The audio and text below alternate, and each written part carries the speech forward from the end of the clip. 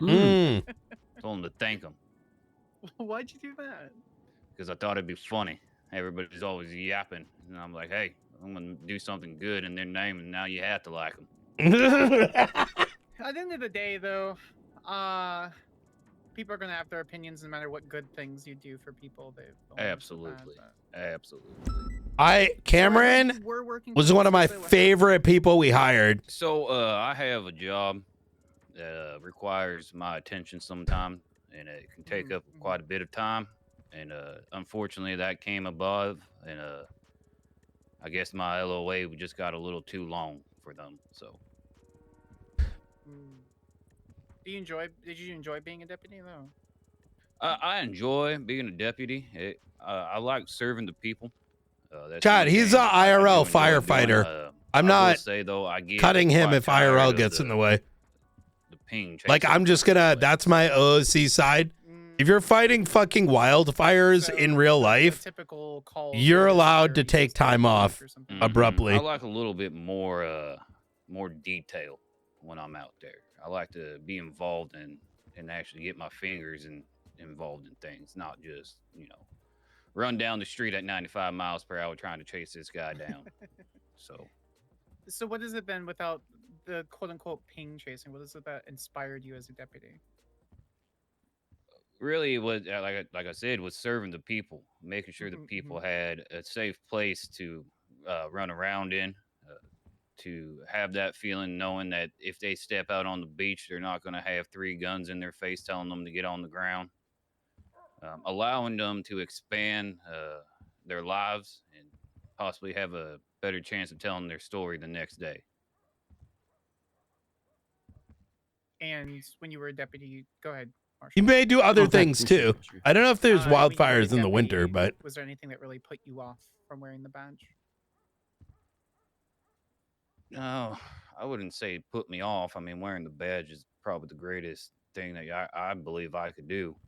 But there are certain attitudes that would discourage me from day-to-day work. Some people just have bad mentality, and in my mind, I think, I believe coming to work with a smile is the best thing you can do, and I feel like some people just don't do that. What were you going to say, Marshall? So you've worked law enforcement here on the island in the state of San Andreas. Yes. From your perspective and how you see it, you tell me what you believe the job of state marshal is. State marshal to me is kind of like a peacekeeper for all of San Andreas, not just the people, but the LEO agencies inside of it, making sure that everybody's doing what's right and doing it the right way, making sure that we're not just, forgetting the little things, because sometimes the little things can turn into the big things.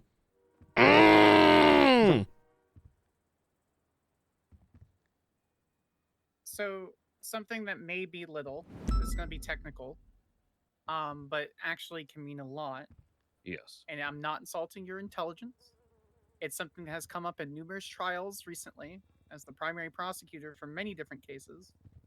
So bear with me. What is reasonable suspicion? Reasonable suspicion is something I believe in good faith that may be going to happen, or is about to happen, or could be committing a crime based off of good faith and, evidence.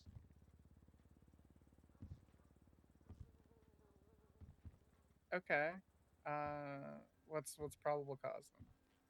Probable cause is how can I best describe this? Probable cause is that you have proof, you have the evidence. This person is going to commit or is committing that crime. So now you have that probable cause for arrest and detainment. Okay. You say in RS that you have evidence. What kind of evidence is that makes it different from probable cause? RS would be like speeding. You're speeding down the highway, do 7-8 miles per hour, and you possibly have like casings on your floorboard. That could be reasonable suspicion. Okay. Then how does that turn into an arrest? An arrest, it based off of, I mean, the best way, if I can articulate it, really. Yeah, yeah, go for it. Yeah, if I like articulate, what would give me an arrest would be like, I have a report up in Sandy Shore that a man was shooting his gun off in this colored vehicle, and then like I said, back to the 78 miles per hour. You were speeding at 78 miles per hour. I got casings on the floorboard that seem to be the same casings for a 9mm, which is, we could say, which was called in. My man was shooting a Glock out in Sandy Shores. He was wearing a red T-shirt and maybe some blue shorts. This man has blue shorts on, casings on his ground. I don't know if he has a Glock yet because it could be, he maybe, we'll just say he's detaining it. But I got casings on the floor. I got a man with blue shorts, and a red shirt on, matching the description. And they, that's my probable cause right there. Everything is right there. I can articulate it in a sense that this man was here. This is my man. This is matching the description of the reporter, and got casings on the ground. I can then ask him to step out of his vehicle for detainment, and then I would search him and possibly find that Glock, and then there's my probable cause. Okay. I have one last question. When you take an oath, when you wear the badge, yes, what comes first out of everything? That oath. In that oath, what comes first, though? Well, what is the primary thing that you're doing? To protect and serve the people. The state of San Andreas.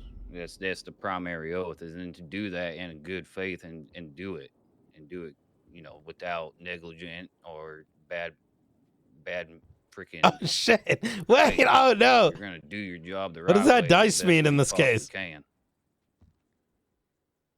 That's all I have.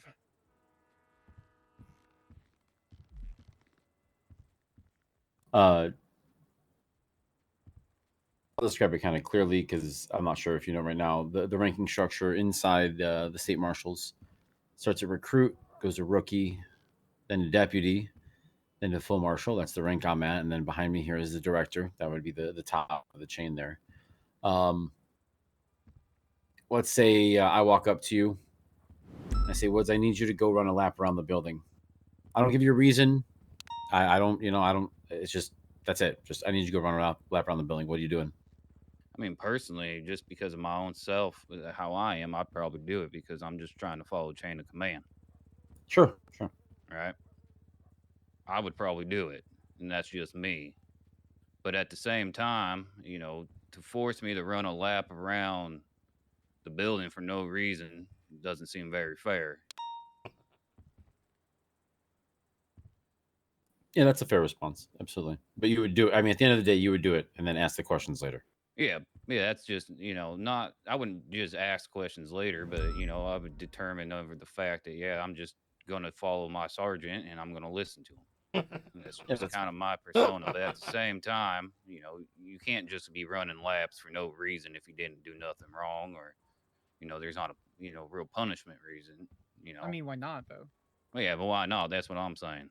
I mean, if it's just run a lap, maybe you just need to get the energy out. Maybe your commanding officer sees that, maybe you just got to stretch your legs. Maybe there's something going on. They need to just say something before you come back. I mean, at the end of the day, it's maybe you just, exactly. Maybe you need some just peace and quiet. Get a stretch out, go run a lap. Next thing you know, you got a clear mind.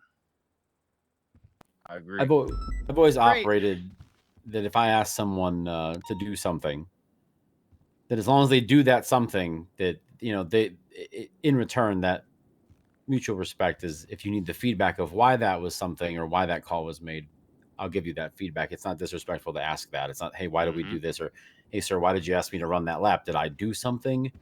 I think it's important to, but to, in the moment, make sure that, it gets done. Because, of course, like Sparks said, maybe there's something more to it, but I just want you to get it done right now, that kind of thing. It's important because there are a lot of situations we come upon where kind of questioning what's going on, or questioning, stuff that's getting filtered down the chain. It's not we just don't have time for it. You know, we have some pretty critical incidents and very Yep. serious state level situations, stuff like that. So Absolutely understandable. That's kind of the person I am.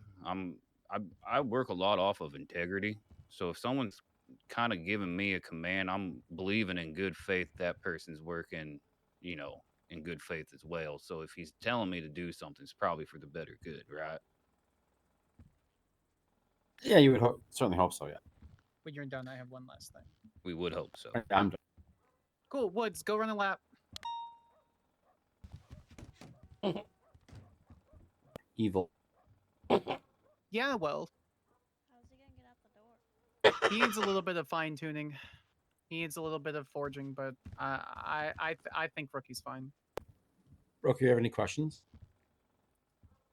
No, I would just ask him, make sure that it's good with him. That going through the process with the phone and everything for employment. Yeah, you want Oh, to yeah, talk to him no, about the that? background search. Yeah, 100%. He is 1 to 2, so I think I'm gonna have him meet. Oh, okay. Yeah. So I think like I'm greenlit by me, but yeah, it says 1B. What is that? So he's from 1 p.m. to What, 5, 4, till 7. 7? Is that right? What's 21? I don't know. 21 is 9. 9 p.m. Oh, 9 p.m. Wait, what the fuck? That seems off for first shift. No, that's so 1B is Oh, 1 that's p.m. that's second to shift. Okay. I need to alter this. Oh, this is based on the old. Oh, Springfield made this. I wonder if Springfield knows the tsunami's at 12, or maybe we made it before the tsunami We change. made it before the time change. Yeah. Oh, Oh, Okay. I see. Yeah, there's 1A, 2A. Okay. yeah. Okay. Hell yeah. We'll have him meet like the early shift guys, get their opinions as well. I agree with the forgeability. Did he mention if he made it to full deputy? You can come in. I Woods. don't know where. Wait, did he find a way out? I was gonna say, how did he even get Yeah, out for the line? Because I unlocked you the let him out? door while you were talking to him. Oh. Oh, he can't hear us. Oh. Oh yeah, that's Oh, yeah, I right. forgot. Oh, thank God. That's why I haven't been Oh, that using this works. place. A lot of walls I A lot of wall. and gates. Did you make it to full deputy? Nope. Just got lost right at the end. Understood. Okay. I want to give you a scenario. Okay. It's gonna be tough. Probably gonna mess it All right. up, but that's okay. Probably. But Okay. I'm willing to fail to succeed. All right. Very good. You get a suspicious activity call coming from the Mirror Park gas station. You go to it, go to that gas station, and at the front door is an individual that's wearing a black hoodie, and just leaning up against the wall there. Upon approach, as you kind of start to see his face, you notice that there is graffiti on the back wall. What can you do? All right. So, Mirror Park gas station arrived on scene. A person with a black hoodie leaning up against the wall. As I approach him, and I see there's graffiti on the backside of the wall. Based on what I'm seeing, I mean, I can talk to the individual, kind of do a personal investigation, maybe try to get a glance at his hand, see if there's some paint on there. Okay, let's role play it out. You're walking up to me. How you doing? Eat my Officer- ass, motherfucker. What? Well, I don't eat ass, but I'll Hey, fuck you, pig. Hey, I start I'm just- walking away. Hey, sir, can you come back here? I would like to have a conversation Nah, with you. bitch. No, come on. Let's have a Nah, conversation. bitch. real I'm quick. leaving. Start picking up speed. I'm chasing you down a little bit, trying to get you to say, "Hey, listen, I just want to have a conversation. You Nah, ain't in bitch. trouble. Why are you running? Y'all am I detained, motherfucker? You're about to be if you don't stop running." Gets inside vehicle, turns on ignition, Get out of the vehicle. sits there with window open, giving middle finger. Pulls out taser. Sir, step outside the vehicle. You're under detainment. Suck my ass, motherfucker. Tases you. All right. Oh! I'm going for cuffs. Cuffs you. Ugh. I remain silent. All right. Sir, at this time, you have the right to remain silent. Reads Miranda rights. Puts you in vehicle. Okay. Wait, you didn't search me? Oh, it searches you, then puts you in vehicle. Finds if you gun. We'll got- come back to a murder. Oh, sir, this just got a lot more complicated. Go to court. Fruit of the poisonous tree. Why did you detain me?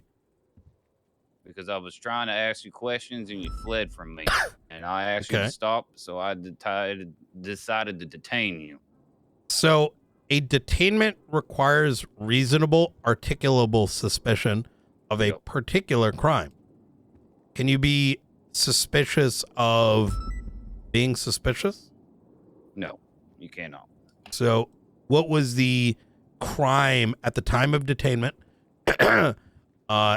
And the second thing is the moment you state, hey, stop right there, you are giving effectively a lawful order due to having a badge, Yes. which means you're trying to either arrest or detain, right?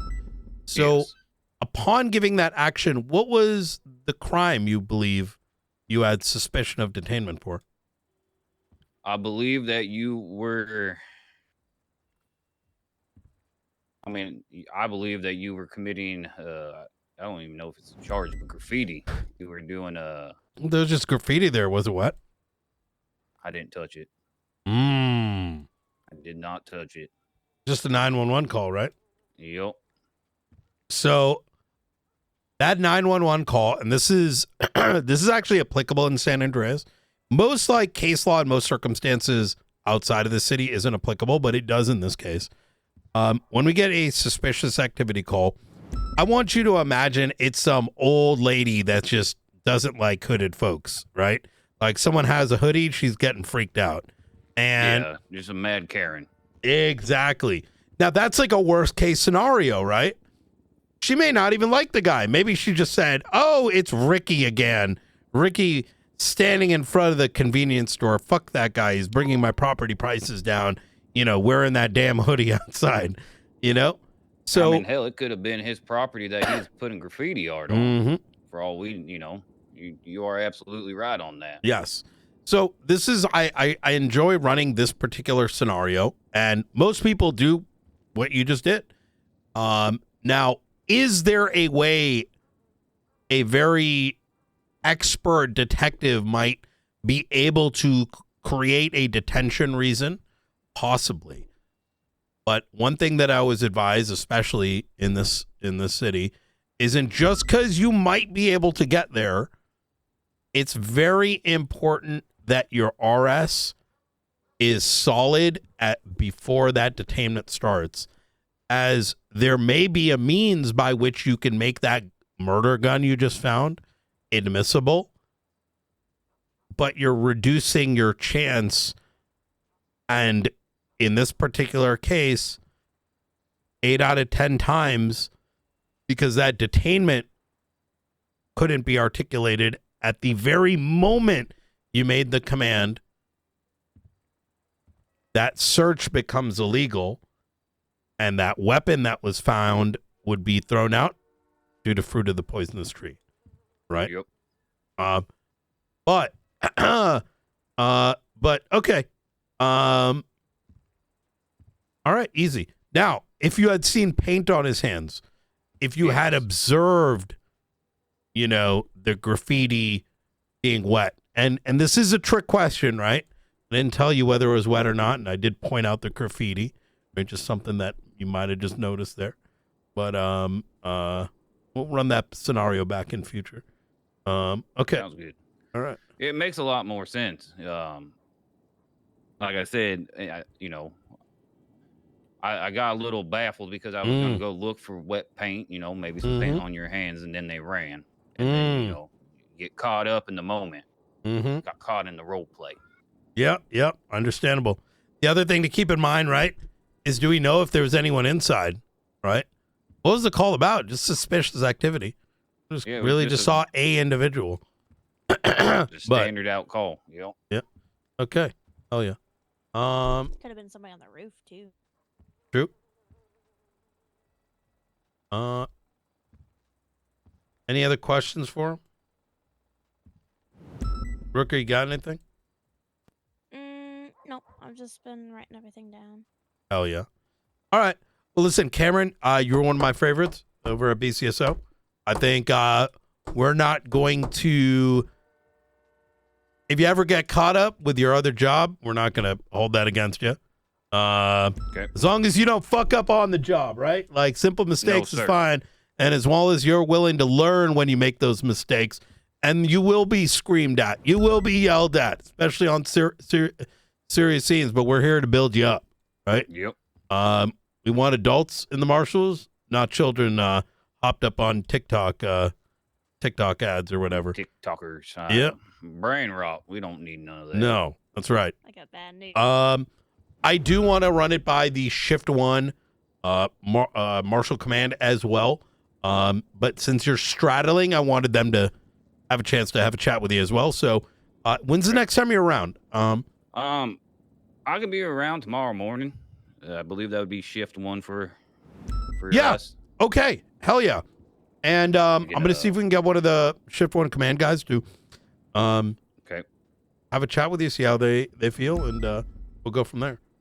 Sounds good. I appreciate the time. Like I said in my interview, I do try my best to work under professionalism, integrity, and accountability.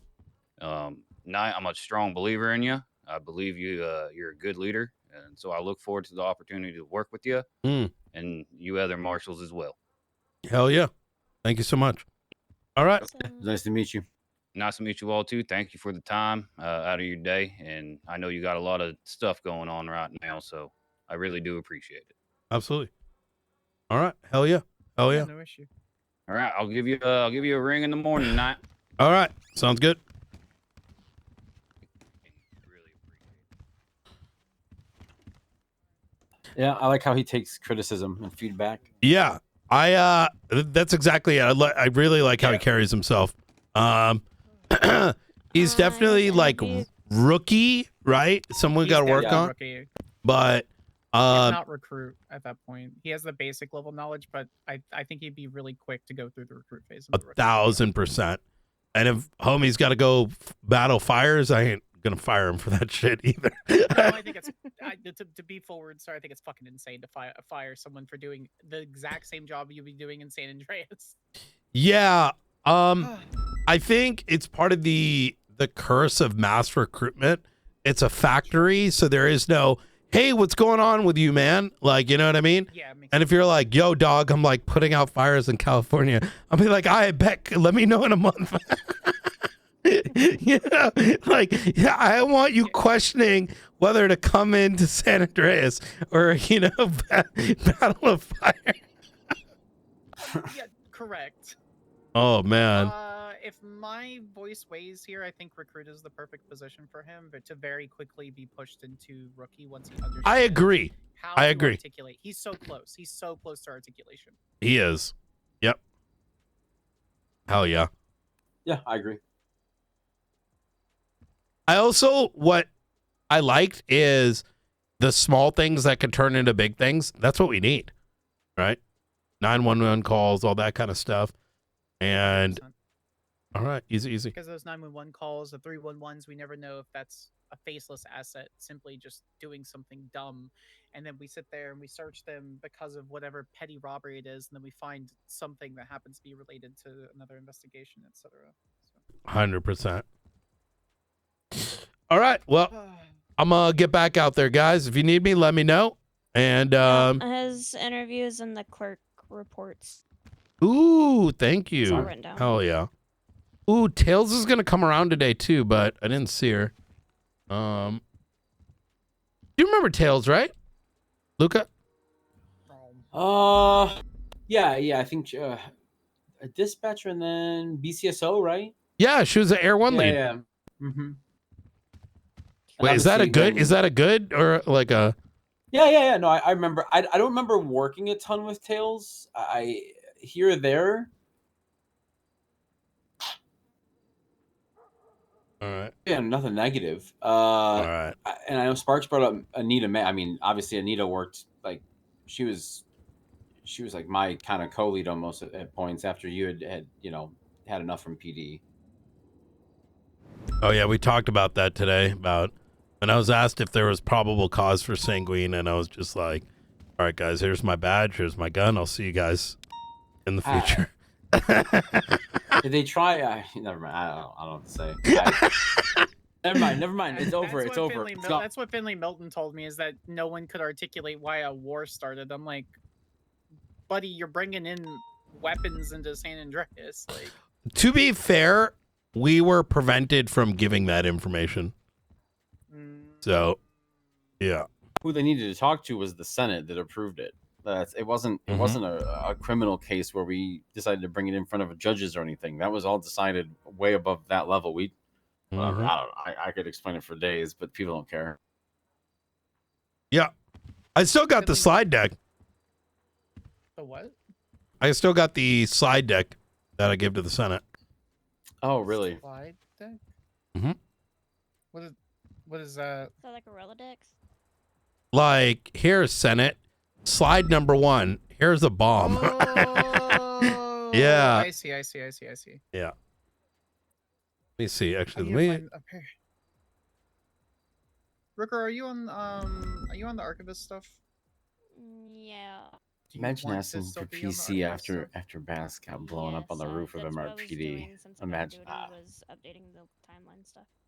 Oh, okay. Like that stuff, that was my bread and butter, but like right as I was like, hey, you can be a part of it, it just died. Okay, cool. I'm putting you on my team then. Boop, boop, boop. oh, here we go. Finley Milton had a lot to say about the Sanguine War. I think the biggest takeaway that I had from that was that he thinks it's going to happen again. So he stated different reasons than what I've heard so far. I've definitely laid awake at night a couple of nights recently and thought to myself that exact thing. Are we going to do this again? Are we heading? I think it's going to be domestic, to be honest. I really hope that we can curb it at least. So. Yeah. Absolutely agreed. Okay. What was it?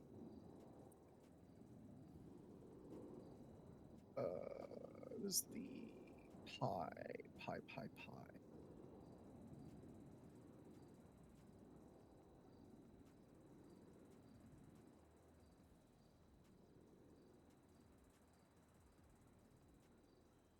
I have presented Trooper Sergeant Brian Knight my identification and proof of my identity. My legal name is Jonathan Thomas Devine. On June 23rd, 2023 was my first day undercover on Sanguine Isle. Orlo Stanfield had brought me in an assistant. Fast forward.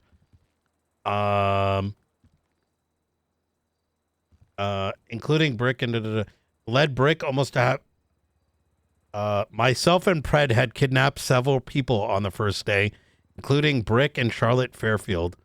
This led to Brick almost having no pulse after being forced to fight to death, and Jaeger having one of the guards bring him back to the mainland. Charlotte and 2 others were executed and ocean dumped. TJ Walker, Lando, Jaeger's nephew, and allegedly Simon Riley all had shown up this day, and I can confirm TJ Walker had a passport. June 26th. The first day I was going to debrief the departed Commissioner Sam Bass of, oh, yeah, I got it all. Oh, yeah. Yeah.